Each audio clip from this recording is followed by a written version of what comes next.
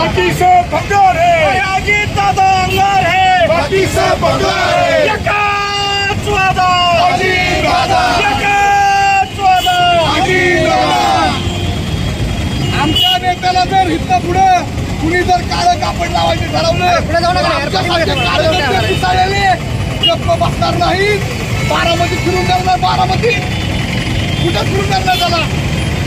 बारामती सर्व पेटलेली आहे, अजितदादांचे कार्यकर्ते असलेल्या सर्वसामान्य जनता पेटलेली आहे।